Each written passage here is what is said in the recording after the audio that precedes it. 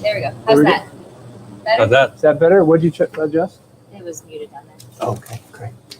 Sorry. So we're here at Beans and Greens with the new owner, Chris Collias. How do you pronounce it? Collias. Collias. Thank you, Chris Collias. And we're really excited. We just started a great partnership with Beans and Greens at Hermit Woods. We started carrying some of the products that Beans and Greens has in our deli. And so when you come in to have some of our sandwiches, you'll be having some of the products made available to us by Beans and Greens. So we thought with that new partnership that we should take an opportunity to come visit and learn more about Beans and Greens and some of the exciting things that I've heard that you're going to be doing in the future. One of which is already happening. You're open in the winter now. Beans and Greens used to not be open in the winter, so that's exciting. So before we get into the conversation, as always, I'm just going to let all the new folks that might be joining us know how this works. So scooch back a little bit. Yeah. Touch it. Angle slightly more. All right. There you go. Okay. Thank you. Perfect. So if you are joining us for the first time, a couple things that we'd like from you. If you could, if you would like, please subscribe to our YouTube channel or our Facebook channel. You can subscribe to YouTube. Right below the video is a subscribe button. On Facebook, there's a little bell. Push that bell and you'll be a subscriber. If you subscribe, you'll get notifications whenever we go live, wherever we go live, and you'll get to join in the conversation. Chuck just got one on his phone. On his on his watch. You just learned. Excellent. Yeah. Oh, very cool. That's how we knew we were going live, because it showed up on his wrist. Also, if you're joining us, we'd love to know you're here. So make yourself known in the comments. Say hello, and that way we'll know you're here. And if you like what we're talking about, and you think you have some friends on your page or in your feed that might enjoy this conversation, please share the broadcast onto your feed or share with your friends so they can join in as well. And if you can, just click the like button, let people know you're enjoying the episode, and let's see. And questions. And questions. Yeah, I can so ask if you have questions, please ask them. Our co-host Marika's here. She's going to make sure that your questions get answered as efficiently as possible. If she can answer them, she will, or she'll bring them to the group, and one of us will answer them. And I think that's about it. So we're going to get started. So thanks for everybody for joining us. Why don't we find out who's with us today before we get started? We've got a bunch of our usuals. Matt and Lynn have joined us. Christine, Priscilla, my good friend Deb is here. Karen Bolger seems to be a friend of ours. Oh, yeah, absolutely. Those who make themselves known so far. Great. Right. Always good to have our regulars and always some new folks as well. Thank you all. Thanks to you all. Awesome. Welcome. Yeah. This is fun. I mean, so as I told you, we've had the opportunity. We've been doing this now for a year and a half, and as things have changed with the pandemic, we've taken the opportunity to get out more, get away from the winery, and go out and visit folks. And so we've had a few off-site shows, and so it was great that you agreed to join us for one of our shows, and introduce our audience to Beans and Greens. So why don't you just take a moment and tell us a little bit about your background, how you ended up coming to be here at Beans and Greens, and whatever you want to tell us about your business. Sure. And never miss an opportunity to have beer and wine with friends. Thank you. Let's get something. Let's get something out first, and then I think that's a good idea. This is a rare moment. If our audience has been with us for a while knows, we almost never are this far into the show without something in a glass. So right. Do you have something in a glass? I do. And we're going to use my opener. Drink local. Drink local, New Hampshire. I thought he was going to go for the maple milk. that's dessert, Chuck. And that's Chuck, dessert. I'm going to That's enlist going your up help. for dessert. If you can grab, I can pour. if you can pour, that'd be wonderful. Simple. This is a lunch India IPA from Maine Beer Company. Good. Freeport, Maine. selection. It is good stuff. Yeah, we visited them, a couple months ago? Or maybe it was 5 months ago, coming back from Casco Bay from one of our sailing trips. And we had done one of these things and went through to the Maine Beer Works. And these are both the same, right? Yeah. Good, there's one for me. And my running joke is I'm from a quaint drinking village with a fishing problem called Cape Cod. So this is right up my alley. So this is a great choice. I think the Maine Beer Company makes absolutely fantastic beer. And so how did you come to select them to be in your collection of drinks? Craft beer, Keith, the representative, was really on the spot. was like the day after I got our liquor license. He called me up saying, "You're on my radar screen. I want to come see you," and showed me a bunch of different items that resonated. We loved them. That's fantastic. It wasn't the ever attractive label with almost nothing on it.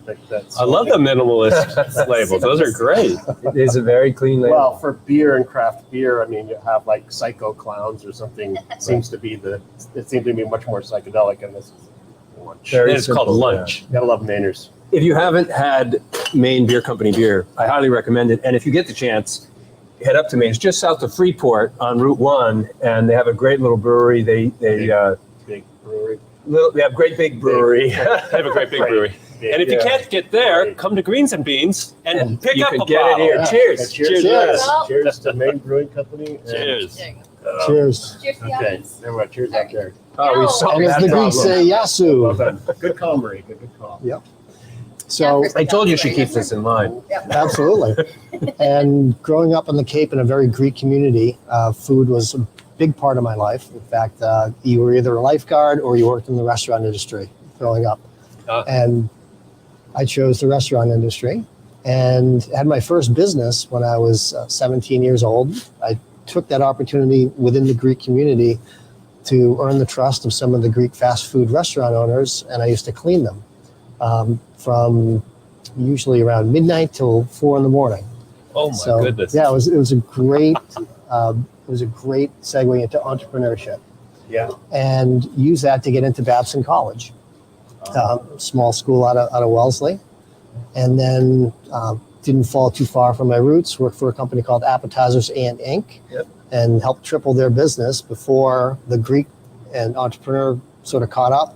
And I said I can do this on my own, and started Progressive Gourmet with just $5,000 in a pickup truck, and then expanded it semi-nationwide, backed into manufacturing, started to acquire some of the companies I was distributing for, and said, we can do this, and had about 400 people at one time and built it to about $30 million company. Wow. It was a wild ride, and went through some economic ups and downs, and learned a lot, and trying to apply those lessons to beans and greens. So I was looking for something to sink my teeth into. I'd sold my company to a strategic back in 2016. Did the corporate thing for a bit, but that gum had lost its flavor, and saw this real estate ad, and I came up. And I walked into this barn, and it was shut. It was closed down, and had, all the tables were up, and I was like, "This place is so cool." It's it's such a great landmark, really, for this area, and just a gigantic, fantastic old barn. I remember bringing my kids here when they were. Well, my son just turned 32, and my kids were like 4 when we brought them here. That was a while ago, and it's always just been a great place outside, with the animals and the plants and the corn maze and all that stuff. It's really. And so really saw an opportunity to take the food angle up a notch, build on the foundation that Martina and Andy Howe had built. It really is an institution around here. As you said, people, it's part of people's upbringing. And then add on to it. So we're doing more catering. We're doing the food distribution, as we talked about, and we're adding on our more food offerings. Speaking of which, soups was a big part of our winter, All right. and we have a Beer and food. spicy chicken Thai noodle. Oh, I'm so excited. I didn't realize that we were going to get to try some of the awesome foods that you guys produce. So thank you so much for doing that. Fantastic. Thank you. This is great. Thank you. So, where are the spoons? There you go. Thanks. Thank you. So, if you read the bio, I'm sure nobody did. It says It's I- there, I'm so sorry, they can there's a go bio? back to it. There's a bio. I collect quotes, jokes, and recipes. So here's a quote. I'm going to ask if you guys know who said it. But soup puts the heart at ease, calms the passion of hunger, and awakens and refines the appetite.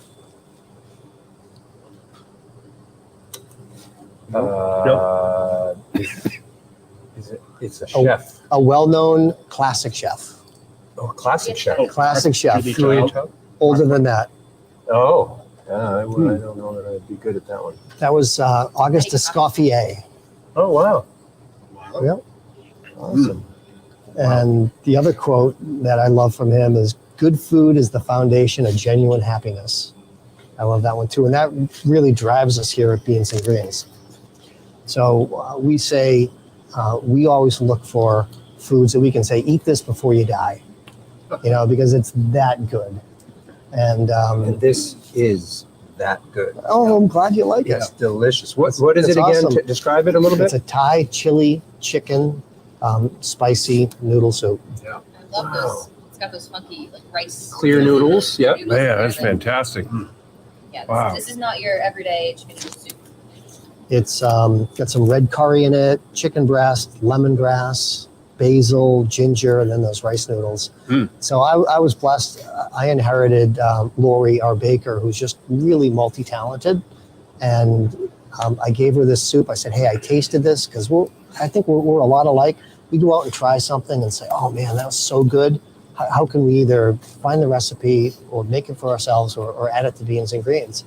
And so we showed it to her and she nailed it. It took her like 2 tries. And actually, I think it's better than the original.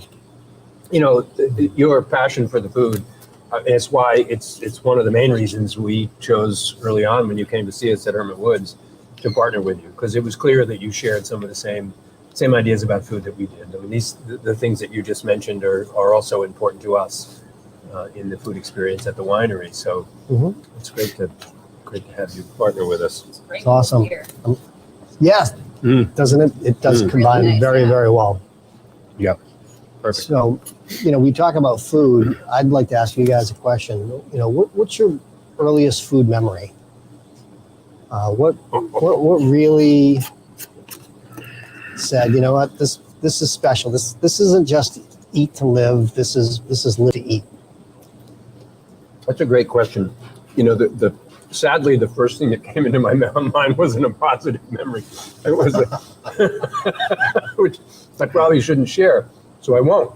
But the other thing, I mean, immediately knowing that was not going to be an appropriate response, I think about it for me was growing up, I had a sweet tooth that just begged to be satisfied at every turn, and some of the crazy things that I did to satisfy my sweet tooth were I probably shouldn't even mention some of those. No, how about the one on the school bus coming back? With So the that was one of my big ones was, and the school bus would drop me off at a little store. It was probably not too dissimilar, a little smaller than this, and they would go down and drop kids off, come back, so they could pick kids back up. So we could go into the store and buy something special. And one of my favorites was a tub of frosting and a giant Snickers bar. Oh my gosh. I would go home with this That's tub of awesome. frosting and a Snickers bar. So I didn't have a very foodie childhood, to say the least, but I certainly have grown to appreciate food in a big way as an adult. Can you have one? Yeah. Chuck? Abalone. Oh, tell us about what was about bologna again? Oh yeah, this is a sad story. I think everybody get their micro. Put your napkins out, your This is a tissues. sad moment in the life of Ken Hardcastle. I don't know why, Chuck. That is such. I grew up in Southern California. Poverty. Yes, I know. There's such poverty that your parents couldn't afford to buy you abalone anymore. You could only In the late '60s in California, you could buy abalone from offshore. It wasn't that expensive, but then it became a lot more expensive. It really tapered off, and it was something that I loved. So on my birthday, my parents would save for months. We would walk to school, just so we could afford one little thing of abalone for my birthday. Both ways. Yeah, Yeah. and barefoot. Yeah, I get it. Yeah, That's a good memory, though. that is a good memory, and it's kind of an odd food for a child to like. Yeah. I mean that's a kind of a complex flavor. I think that children are so inundated with taste buds that they gravitate more towards bland foods than things that have Or tubs of ice. or tubs of lots of sugar in it. I don't, it's a funny question that I've never really thought about. But the thing that sticks out in my mind, and this was a life lesson with food that I had. I'm the youngest of 4 boys, and I'm 10 years younger than my oldest brother. And dinner was always a free-for-all, right? So it's served family style. Whoever could eat the fastest could get seconds. So no matter what, and I'm just wired to be competitive, and it was all about stuffing as much whatever was out there in your face as fast as possible so you get seconds. You didn't really taste anything, right? It was just about eating. Well, there was one time we had beef liver and onions was something that my mother or father or someone cooked, and none of my brothers would eat it. And I saw this big pile of meat, and I get first dibs. I don't know as much as I want, but my brothers weren't eating it, so I couldn't eat it because they weren't eating it. So I would just put it in my mouth and then spit it out. And I did that for a while, and then finally, I'm like, I'm gonna get. I didn't have any more room in my napkin or something. I had like 4 or 5, right? So I'm not really getting away with this. I'm sure my parents were having a good time with this. So finally, I excused myself to went to the bathroom, and I was like puffy cheeks like a chipmunk. Go to the bathroom, and we lived we had a barn like this in a really old New England house, and I'm a 4-year-old, and I tripped on one of the thresholds between the rooms to go into the bathroom, and I swallowed all of that god awful beef liver, And you loved it. and I'm like, I actually like that. That's a great story. That's awesome. So, but I learned a lesson in that. So initially, I don't even know if I tasted it, but if you try something enough, and I've heard it's like 19 times or something like that. Yeah. You acclimate. You can acclimate to flavors, and then something that you had initially was not attractive, your brain kind of gets wrapped around understanding it, and then it becomes okay. And I've liked chicken liver, any liver actually, pâtés, always from that moment on. It kind of changed all my relationship with food. Love the story. Just So- stuffing my face. So what's your story? So for me, it was Greek Easter. And so growing up, very Greek on Cape Cod, Easter is almost as it's probably a bigger holiday than Christmas in the Greek tradition. And my aunt's meal was basically my execution meal. So if I could only have one meal before I was going to get electrocuted, that would be it. And it starts with margarita, a chicken egg lemon soup, roasted lamb, roasted potatoes, spanakopita. Yep. And it was like, you get up from that meal, and then the day after you'd go, when can I have that again? And that really, really solidified to me that, food just wasn't something to live to eat. It was something to really be enjoyed and savored with the whole family. And So I took that with me. it's interesting. You developed an interest in food early on, and you chose, rather than becoming a chef or pursuing the making of food, you pursued the business side of it. What drove that? And do you regret you didn't take that other route ever?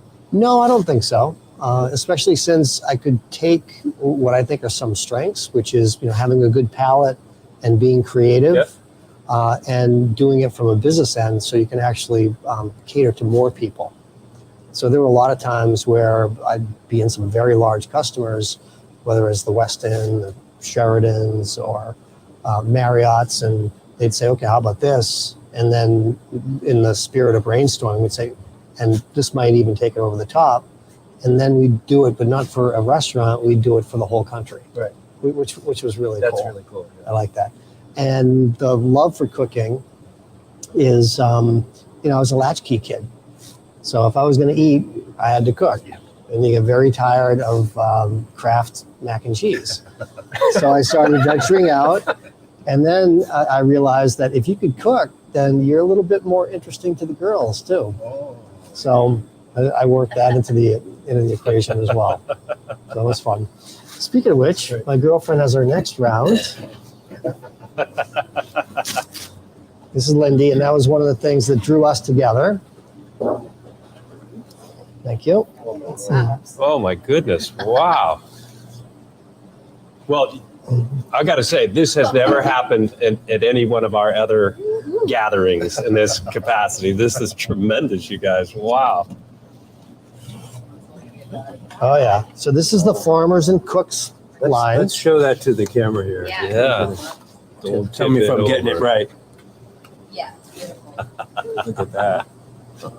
All right. So these are some of the meats that we have on some of our sandwiches in our deli, I assume? They are. Maybe? Pastrami, roast beef, and turkey. Yep. And the turkey BLT, we are using the Short Creek Farm, which is out of Northwood, New Hampshire. That's a nitrate-free bacon. Yep. So guys, dig in. That's the So- pastrami. That's a warm pastrami with Swiss.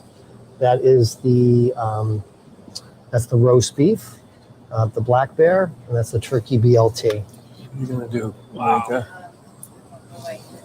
I think just this bread looks so good. I think I'm gonna go with the roast beef. Where's the bread from? Is this something you bake here, or do you have a supplier that- for bread?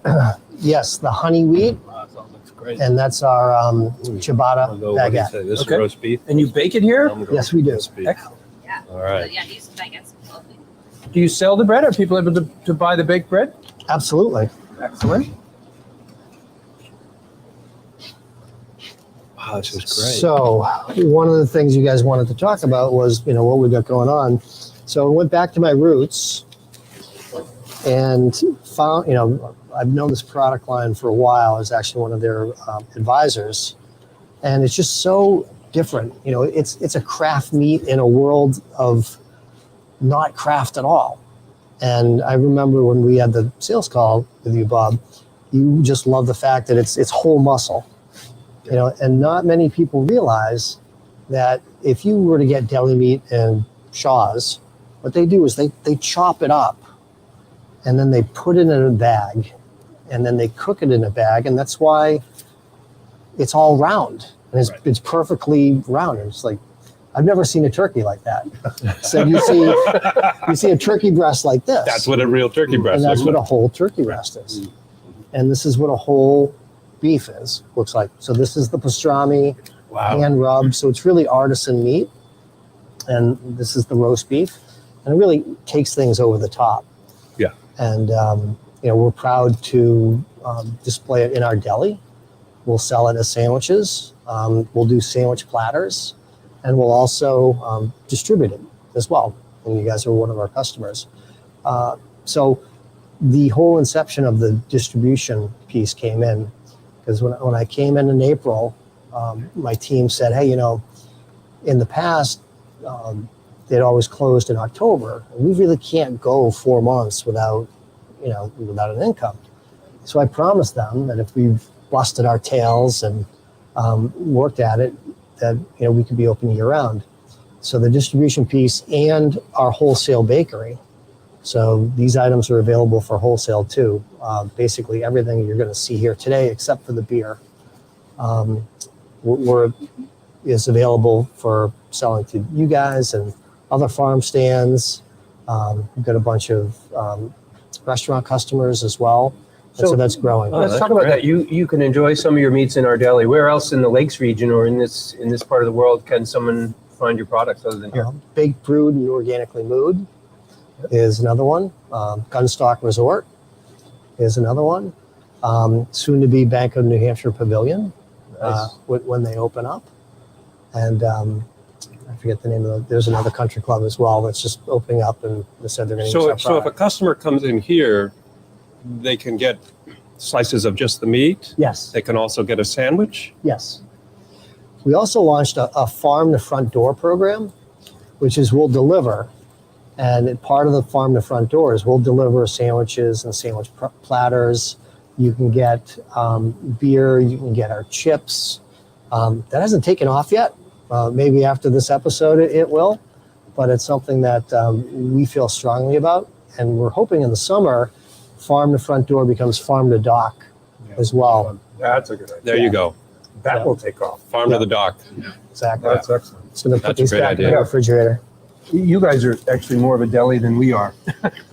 Yeah. We're actually debating changing our name. We're not debating. We're going to change our name Pardon me. because as we've grown, we're becoming less and less what you would think of as a deli and more something else. So An eatery. an eatery is where we're going with it.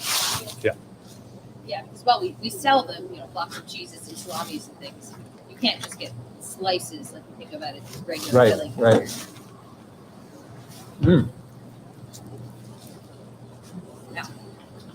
And then what's sandwiches without pickles? I was noticing, so on this roast beef, there are definitely some, I think it was pickled onions. That is a pickled Something onion. pickly that I was suspecting probably came from this array, not maybe the ones we have right here, but. And so having a residence in Massachusetts as well as up here in New Hampshire gives us the opportunity to do local food from farm stands, over a wide variety. So I learned about Maitland Mountain Farms through Farmers and Cooks, and these products are just really good. It's the best pickle I've ever had. That's the pickles, and then we have. Oh no, that was bread and butter pickles. They're out of Salem, Mass. Jet's mild pickles, and we have firecracker carrots. Yeah, there's big chunks of jalapeno in there. Ooh. Gary Parker showed us he was excited about the farm to dock. Great. Now, did we get any of these products into the winery? You haven't yet. We need to. We've gotten some samples and considered it, but we haven't. I think we should get some of these products. Are these shelf stable or they need refrigeration? They do need refrigeration. Okay, that's a little bit of a challenge, but we might be able to do one or two of them. So excellent. Chuck's not passing it on. He was No, I'm just just going to keep it and keep eating. And everybody, Thanks for the I tray. told you about my childhood race. Chuck, I'm going to designate you chief pour, Chief pour, if okay. you don't mind. Yeah, I'll be in charge. How's everybody? Oh, yeah, we have some beer Oh, problems. empty. That's yeah. All right. I don't know if I can break this big pickle up. Just eat it. Should we move on? Save this for I think we got a little more. that one's. Oh, this is almost empty. That was all. Okay, yeah. I'm gonna have a firecracker carrot. Okay. So how's I love the idea of getting food from local farms, growing local farm animals for consumption. Mm-hmm. It makes a world of sense to me. Where the animals, New Hampshire actually has very good land for raising farm animals. Right? It's not great for growing trees. It's not great for farming, but it's really good for grazing. So, but the whole farming thing kind of turned into mass production out in the Midwest, feedlots and all this stuff, and it's really made the food less healthy because of the economy of scale, I would say, ultimately. Mhm. And it's also, to me, missing out on something that we have that's local, that we ought to embrace as well. So I just love this whole idea, but my worry is that it's very expensive.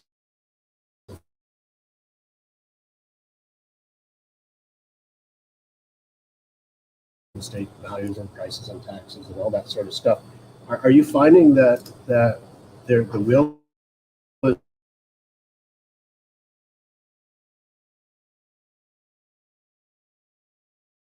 even more sustainable as this sort of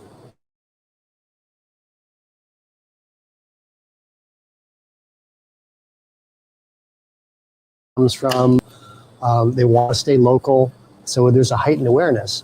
And our growing partners, Andy and Martina, we've got the best grass-fed beef, ever.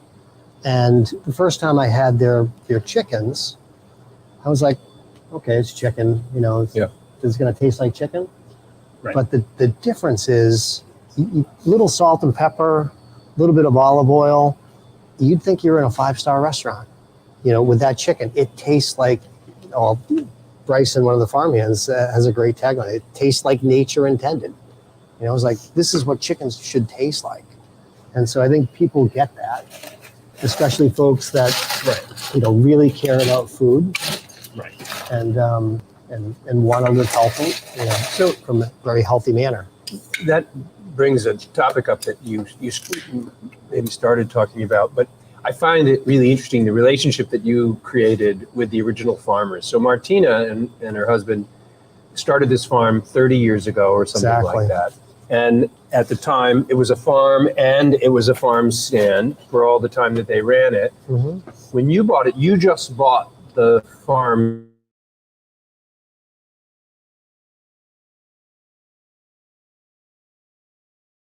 They're still doing all of the farming. They're Exactly. still all in the fields, the animals, the livestock. It's 100% them. Yep. With a symbiotic relationship. So we are their biggest customer. Yep. And we've got a great relationship where everything that they grow, we push through here.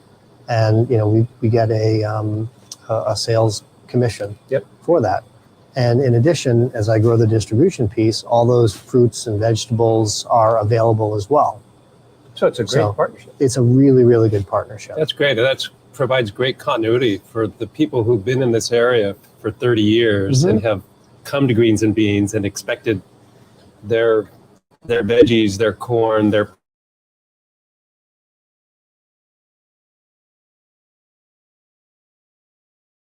aspect of it. Exactly. Yeah.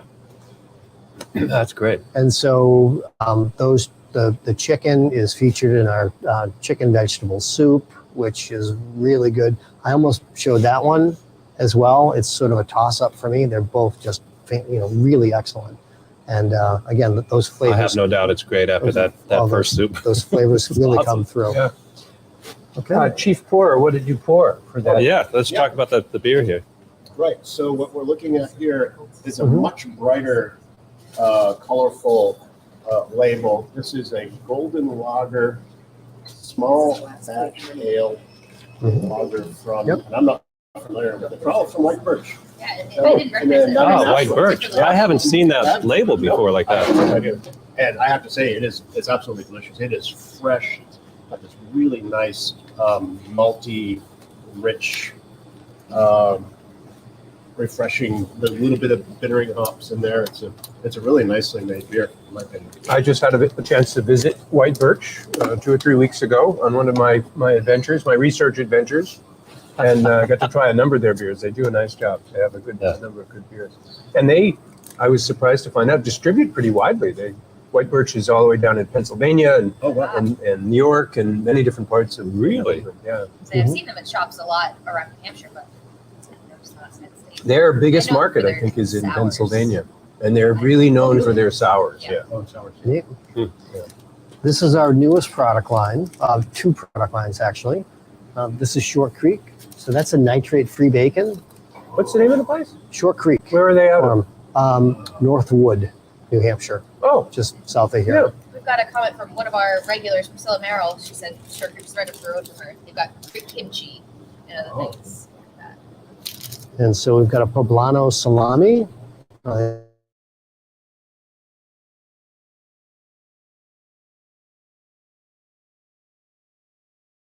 And I love listening to customers. In my old company, they used to joke that we should answer the phone. The answer is yes. Now, what's your question?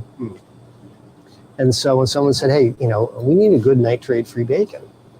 And there were some in Vermont. And then I ran across these guys. And I'm like, oh my gosh, I can pick this up on my way up from, You hand me one of those from Mass. sausages. I got to try that. And are you distributing that as well? Exactly, yep.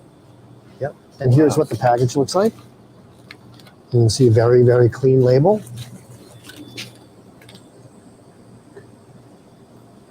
So you can purchase it here or in various shops, maybe someday at Hermit Woods. We'll see. Exactly.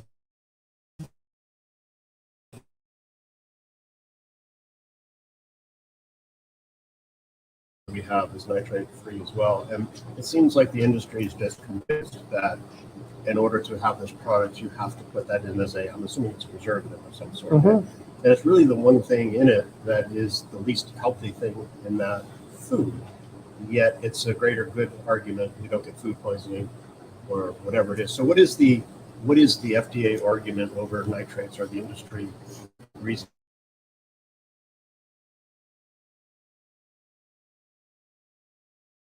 States, just from a supply chain perspective, you need that longer.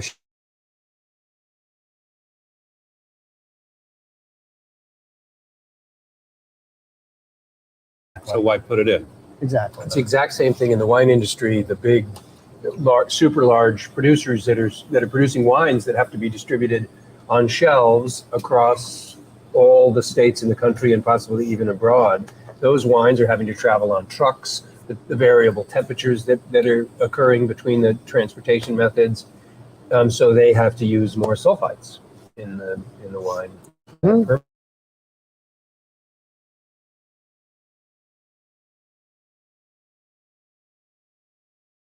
The wine down in our cellar and you sell it in our tasting bar are very small, so we can take a little more risk. Exactly. And then we have Microgreens from Generation Farm, pea shoots, radish, and sunflower. Again, a local company based right in Concord. We're distributing that as well.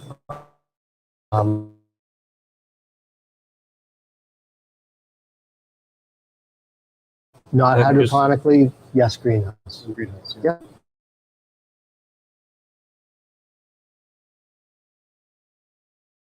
Oh, yeah. Again, I'll eat some of those it's got a just nice, straight. I love it's got a I love nice, good green. nice crisp.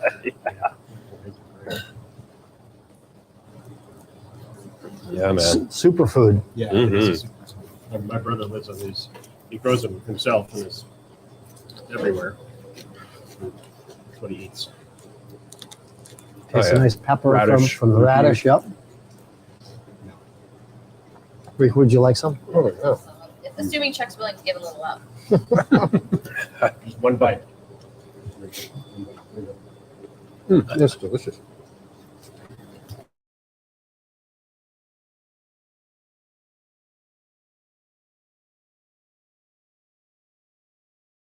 I have to say, all of these things, when people invest in this local food thing and year-round, like a year-round green is That's tremendous, traditionally yeah. not a thing that New Hampshire is about. I mean, on account of snow and winter and cold, and it's something that I really miss, and it of course leads us to importing stuff from all over the planet, Right. so we can have that stuff because we don't eat seasonally very well anymore. We just expect to be able to get the stuff, and we can do it, and it is being done, and it's great to see.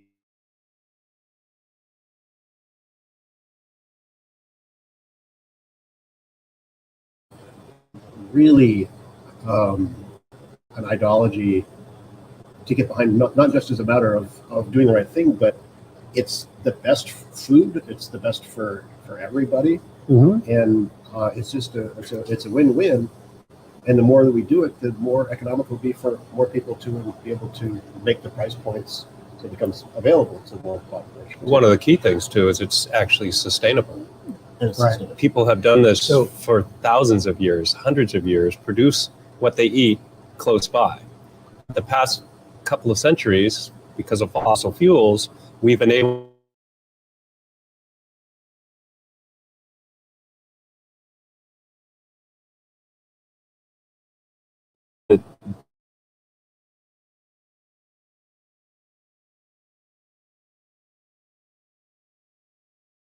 changes in climate or economics or the rest of it, and is better for everybody involved. Right. It's a And great thing. another quote, let food be thy medicine and medicine be thy food.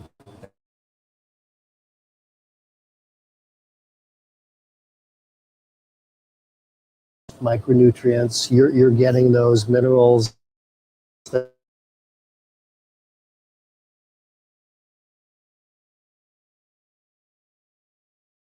June 12th, I'd get horrible allergy. And then someone told me, if you have local honey, it's almost like a penicillin, Right. Oh, yeah. and you'll You're inoculating build up, yourself. You're inoculating yourself. Local honey, Yeah. and all my allergies went away. I haven't had them for about 15 years.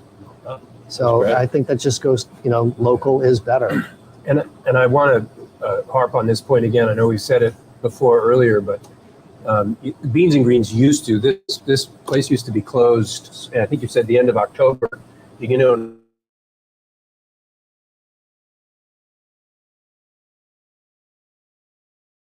Yeah. a long time.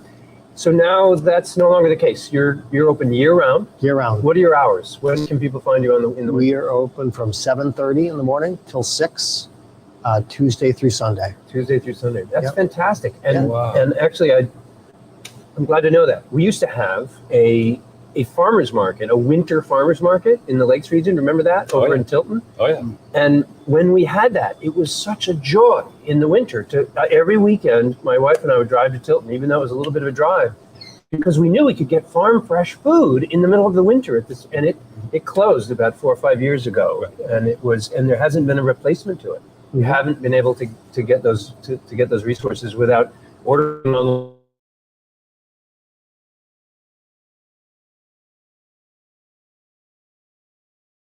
Wide selection. I was walking around your shop before we got started here. You have a tremendous amount of different things around here. We have a camera on some of the other things. You want to talk about some of the things that we have on the shelf over here? Sure.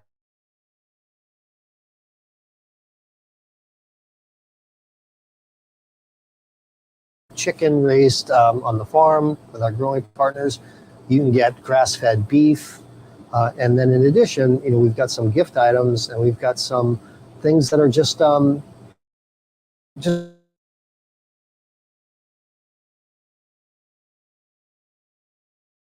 great idea. You mix the tea with the honey. So what's that? Little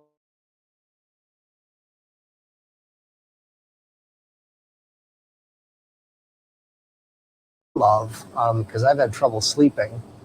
I mentioned the subprime mortgage crisis. It's only fun when you're an entrepreneur when things are going great. But when the hockey stick goes down the other way, suddenly it's hard. You don't sleep as well. So I discovered CBD as a way to help me sleep. So they've got a honey tea with CBD. Anyone has a hard time sleeping, try that before you go to bed.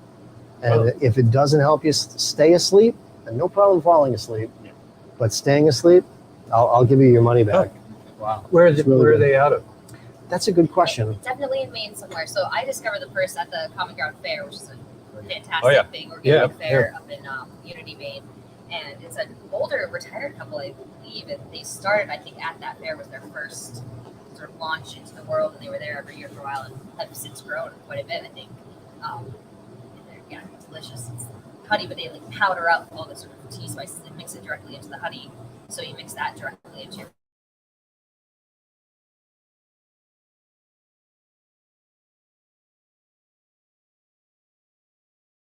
because I got to try that probably, but there's other.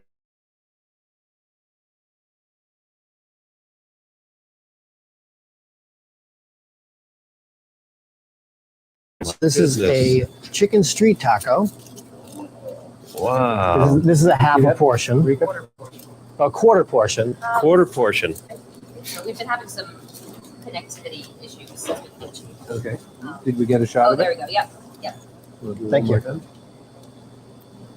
We've got some radishes. I'm gonna go shut that other camera down now that we've spent time with it, because that's demanding some of the bandwidth. Yeah, Okay. that might help. Yeah. Oh, you had a dual camera feed. And one sort of showing one of the product shelves, which everyone should know that is a very small portion of what is in this shop around. There's dozens of items. Oh, this is really good. Also.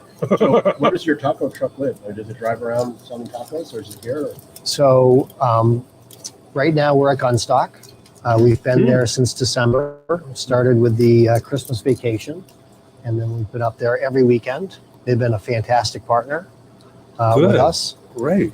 And love being part of that local economy as well. And then in the summer, sometimes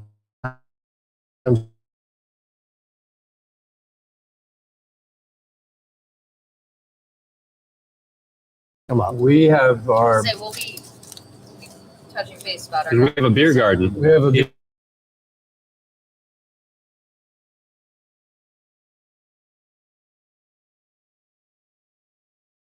You told me about the beer garden. We just didn't make the food truck beer garden connection. So yeah, start.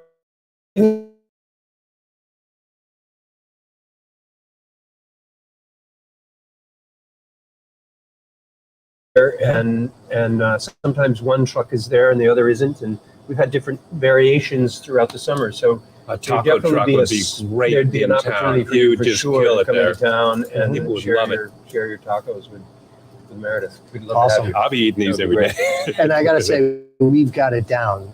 So we've got it very streamlined. We've got the recipes down. Brent Goudreau is our chef. He's from Southern California. And if you're going to have tacos, what better chef than be from Southern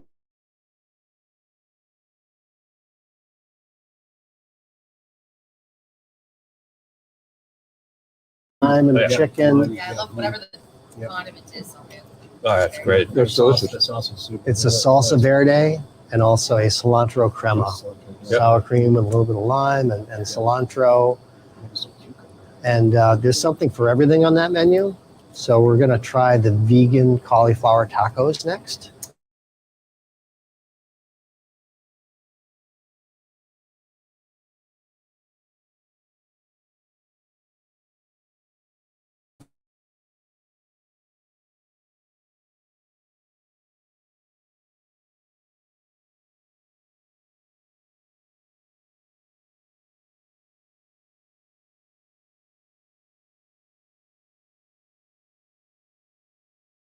And Lindy, my girlfriend, found this recipe. Actually,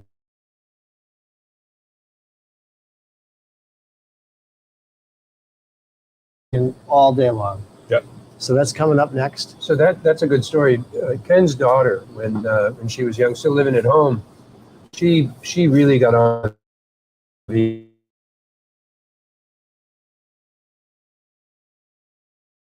eventually me and Geraldine, and I think Chuck was involved. So for a few years, all of us,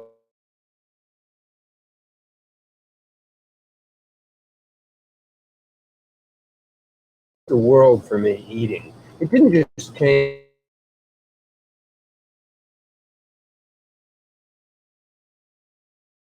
I kind of had slid back a little from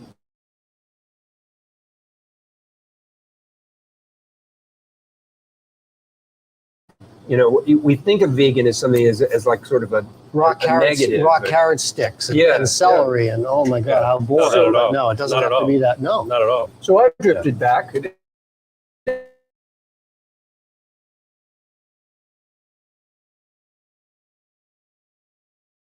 And the amount of meat products that I consume has gone down. Yep. So I'm not having meat every night. Mm-hmm. So it changed my eating pattern for the rest of my life, which I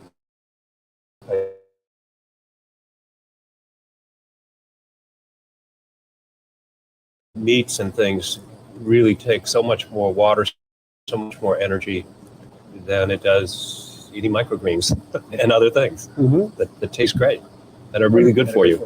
And when you're buying food as you're serving here, locally made, you're supporting a local economy. You're supporting. Yes, you have to pay a little bit more for this food, but you're paying for better quality food, and you're paying the wages of more people involved with the making of, the farming of that food.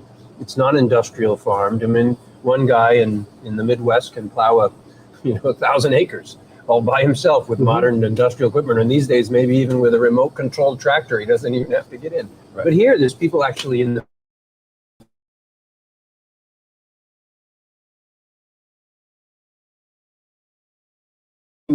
crop, and so you're not only eating better.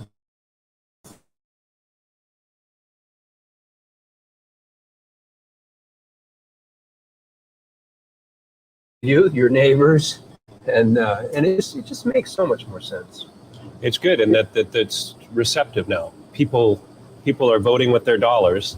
Right. They're coming and they're buying this stuff here.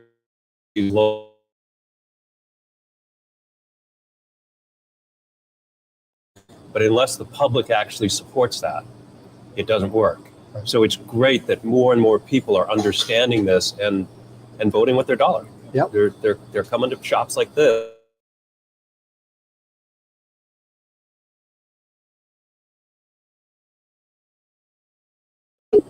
So it's satisfying in that way.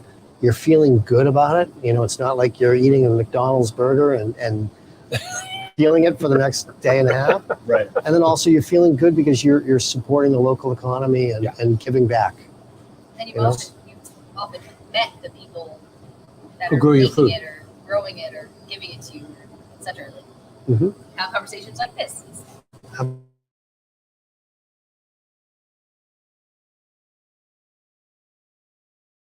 Find that. Here's the vegan. Well, we kept talking about it. Here's the vegan cauliflower taco. It's great. We're at The our food's 10-minute fantastic. mark. Wow. Yep. Thank All right, you. just in time for these and then dessert. Attention to the girl behind her. Yeah. Get that. Pass this up. So- That little shot.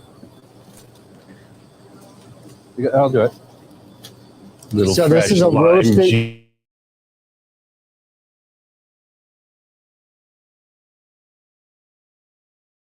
If we can make a bowl out of that and make it gluten-free as well, Oh yeah, there you go. because it's There you go. It's gluten-free breadcrumbs, Mm. a little bit of coconut oil, a little bit of peanut butter in that sauce. It's a little bit of honey. Oh yeah.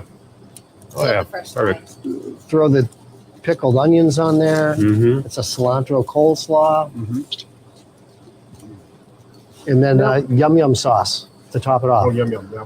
and a little bit of vegetarian refried beans. Oh, Wow. delicious. Can you come here and eat here, or do people come and grab to go? How does that work? We put these here so people can do that. Yep. And then in the summer, a lot of people do come eat here. We've got the picnic tables outside, which actually seat quite a few people. And then you talked about what's in store for Beans and Greens.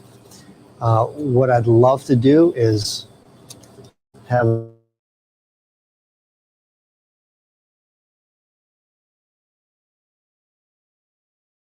have a cafe experience Yeah. up there. Look down, watch people Wow. shop, Nice. and then that's in store as well.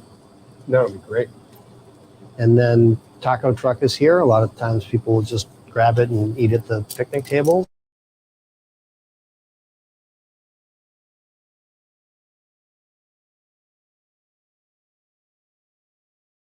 COVID points at a COVID opportunity to go to Hawaii.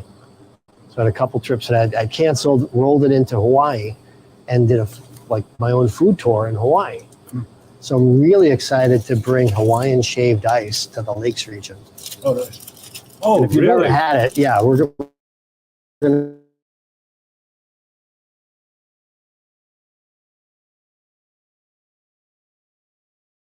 Ingredients: so strawberry syrup, Oh, nice. blueberry syrup, Mm.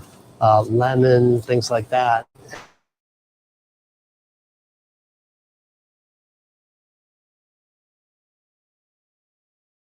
Back from that. Yeah. Yeah. I have another idea to throw out to you. That I Great. thought about a wine pairing dinner. Maybe we partner up and prepare some of these nice foods when you have an opportunity where we can gather from people to get seated and do a sort of farm.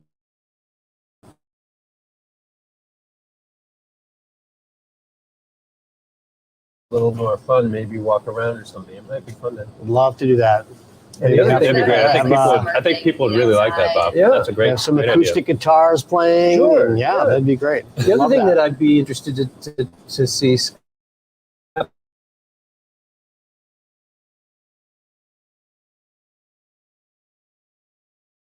adult corn maze. So I love the idea of a corn maze, but I just Oh, can't I imagine don't know myself about this. going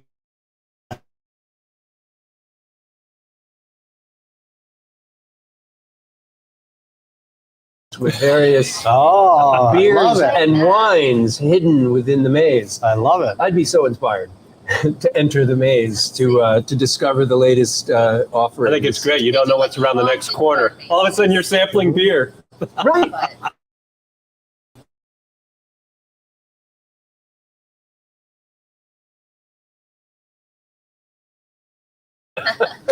But Yep.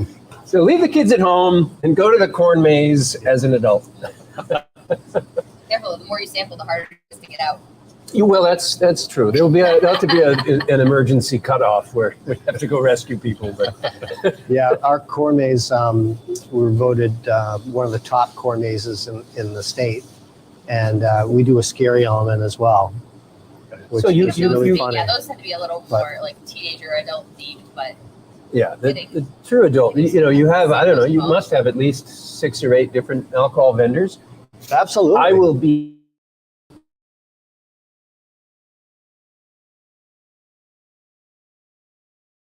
I don't know what we'd have to do to arrange.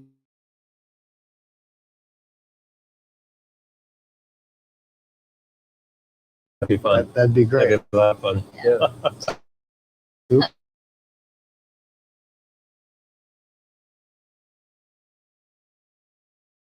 Flowers. So Martina Howe is truly an artist, where she'll take flowers and make these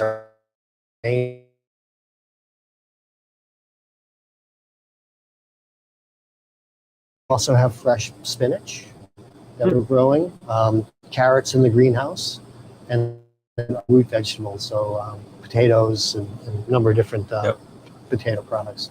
Fingerling, regular white potatoes, and also red potatoes as well.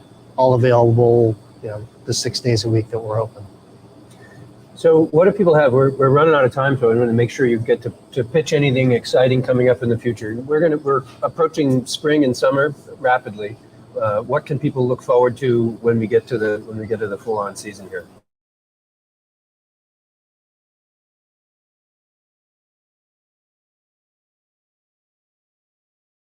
Idea. I want people to come for the experience and stay for the food. So they come in and see this beautiful barn and decorated to the nines, and walk out and see flowers and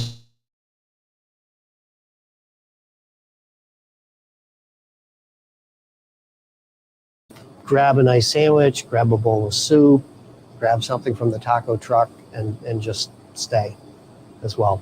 Spend the afternoon here. Absolutely. Yeah. And you're also going to see, more entertainment as well, whether it's a farm-to-table dinner, like you said, or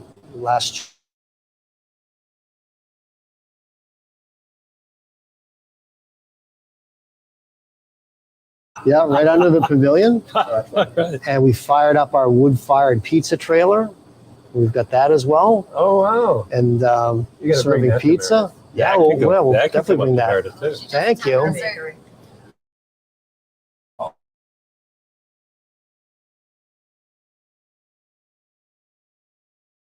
Items. We actually developed these macaroons in conjunction with Travis. Oh, right. I was looking for some different. So you bake all this here? Absolutely. Lori, again, is a very talented baker. That's a Death by Chocolate brownie. That's a magic bar, and those are the macaroons with.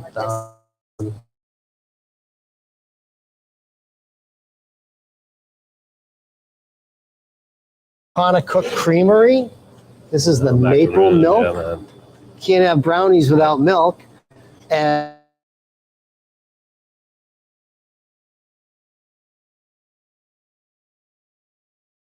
would be really upset because people are coming here just for the blueberry milk. Milk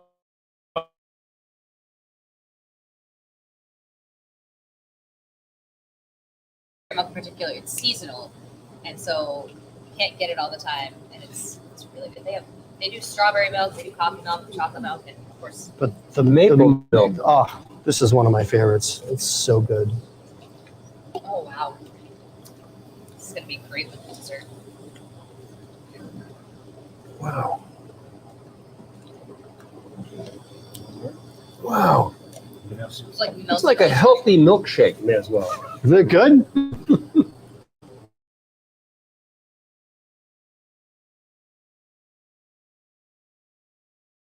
There you go. Wow. Cheers to milk. Cheers to milk. That's the first time on our show. So I'm also There you very. go, Bob, coming back around. I'm happy that Well, he A lot of insisted it folks- goes with the chocolate. Sorry.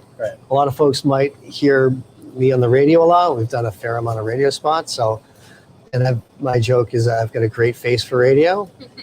A little haircut. I've got a little Emmett Brown look going on. But I'm glad that I can appear with some good friends and break some bread and Yeah, this is great. try a lot of things. This is great.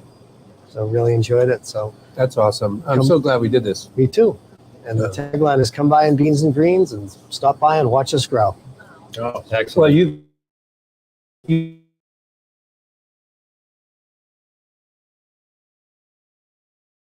You're Yeah. on Facebook, Instagram, TikTok.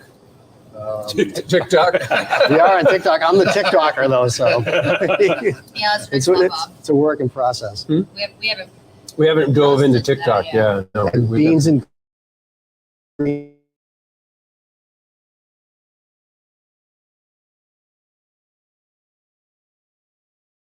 time. If you come up to visit us, this is what are we? 20 minutes, if that, from Oh yeah, from the winery. not even It's 15. a short drive. Very short.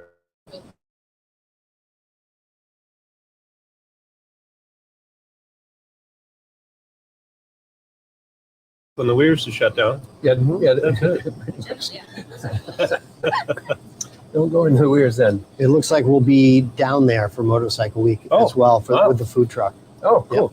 And so as folks, think about local farms that are that want more distribution or local food products as well, please reach out. Great. Well, we're going to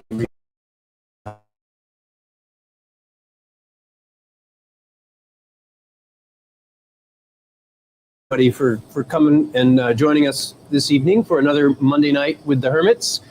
And next week we have a fun episode. In fact, next week we have a little plug for You know what we're doing? a really great activity. Actually, Beans and Greens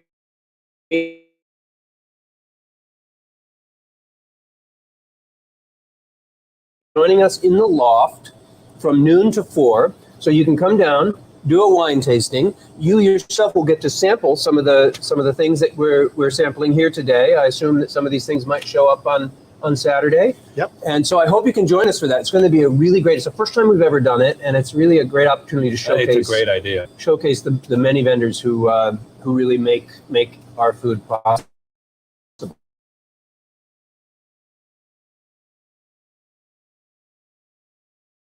Highlight. We're going to take what we learned on that Saturday event and maybe sample some more of those foods and talk a little bit about some of the other local vendors that supply us and make that our great. show for All Monday right. night. So Good.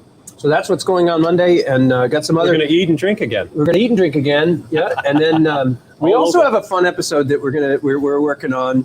So I talk in the history of Hermit Woods. The founding of the winery really largely happened in a little shack in Ken's backyard where we've brewed thousands of gallons of beers over the last 25 years. Hundreds. 100 gallons.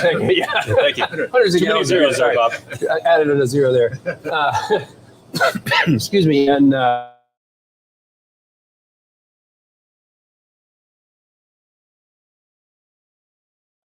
see firsthand where really the Hermit Woods was founded in many of the conversations that took place in the brewing of those hundreds of batches of beer that we brewed. So I hope you can join us for that. That's in a couple weeks. So thank you again. We will we'll all see you next week, I hope. Maybe we'll see you on Saturday for our food expo, and That'd be and great. have a great week in between. Take care, folks. Good night, everybody. Good night. All right.